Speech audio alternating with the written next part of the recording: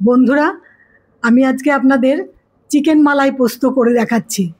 তার জন্য আমার লাগবে 500 গ্রাম চিকেন। এটা আমি কালকে রাত্রিবেলা ম্যারিনেট করে রেখেছিলাম টক দই, রসুন বাটা আর গোলমরিচ গুঁড়ো দিয়ে।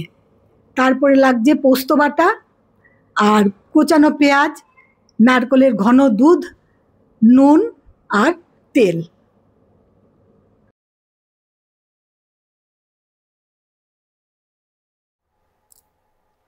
আমি কড়াইটা বসিয়ে দিয়েছি উনুনে, গরম হয়ে গেছে। এবার আমি সর্ষের তেল দেব।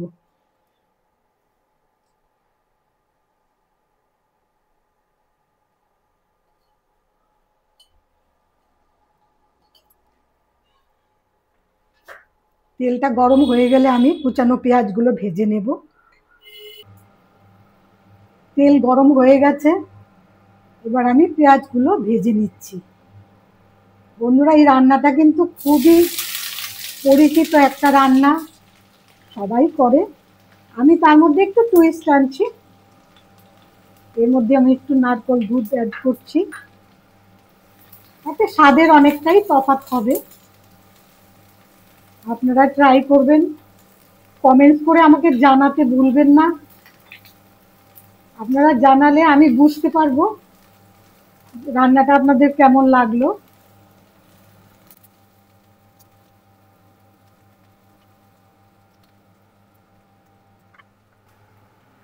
চিকেনটা ম্যারিনেট করার সময় আমি কিন্তু নুন দিইনি, আমি এখন নুন দিচ্ছি।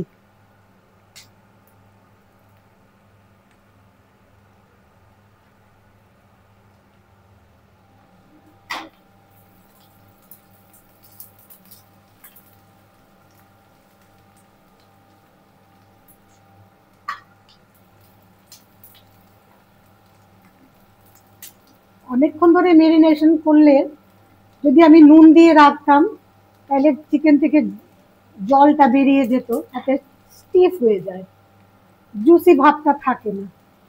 পেঁয়াজটা মোটামুটি ভাজা হয়ে গেছে, আমি এখন চিকেনগুলো দিয়ে দিচ্ছি।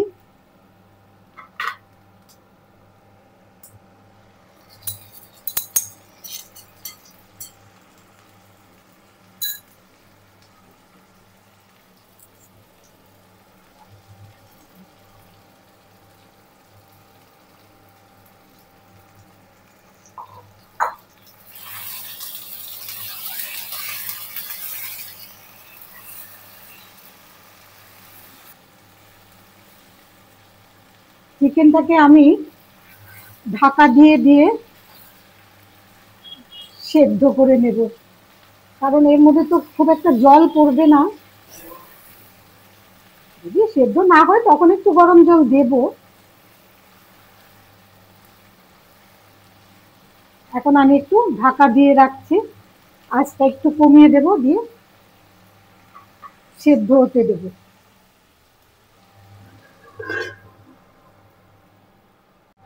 আমি এখন ঢাকাটা খুলে একটুখানি নাড়িয়ে দিচ্ছি। চিকেন থেকে অনেকটাই জল বেরিয়েছে, জলগুলো শুকিয়ে যাওয়া পর্যন্ত অপেক্ষা করতে হবে।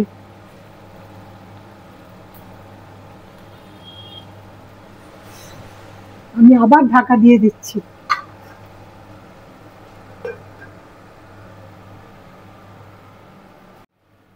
এবার আমি ঢাকাটা খুলে দেখছি কেমন কষানোটা কদ্দুর হয়েছে। জলটা শুকিয়ে গেছে, এবার আমি আরেকটু কষিয়ে নেব। কষিয়ে নিয়ে তারপরে পোস্ত বাটাটা দেব। মাংস কিন্তু এখনো সেরকম সেদ্ধ হয়নি।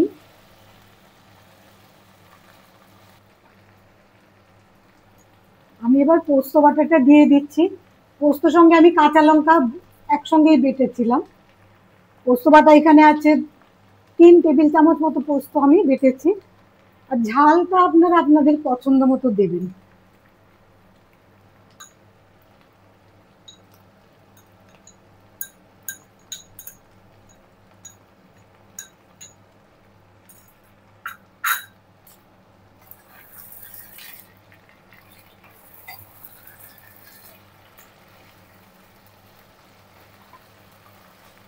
পোস্তটা দিয়ে আমি একটু ভালো করে কষাবো। পোস্তটা ভালো করে কষালে পোস্ত গন্ধটা খুব ভালো হয়।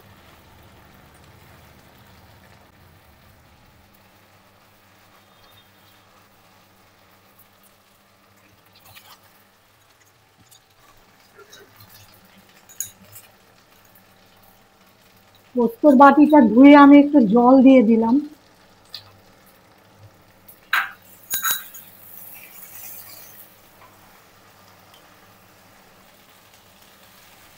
দেখতে পাচ্ছেন কষানোটা হয়ে গেছে, লালচে লালচে মতো হয়ে এসছে পোস্তটা।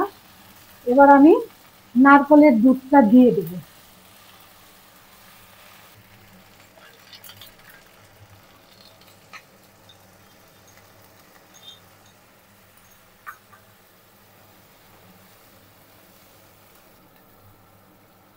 আঁচটা কমিয়ে আমি একটু ঢাকা দিয়ে রাখবো। যেটুকু সেদ্ধ হওয়া বাকি আছে সেটা সেদ্ধ হয়ে যাবে। আমি এখন ঢাকা দিয়ে দিচ্ছি। এবার আমি একটু ঢাকাটা খুলে দেখছি। হ্যাঁ, হয়ে গেছে, দেখুন তেল ভেসে উঠেছে। এটা তো খুব বেশি ঝোল ঝোল হবে না, গা মাখা মাখা হয়েছে। এবার আমি, রান্নাটা কমপ্লিট হয়ে গেল। এবার আমি সার্ভ করে দেখাচ্ছি। বন্ধুরা, আমার রান্না যদি আপনাদের ভালো লাগে, আপনারা অবশ্যই লাইক করবেন, সাবস্ক্রাইব করবেন আর শেয়ার করবেন।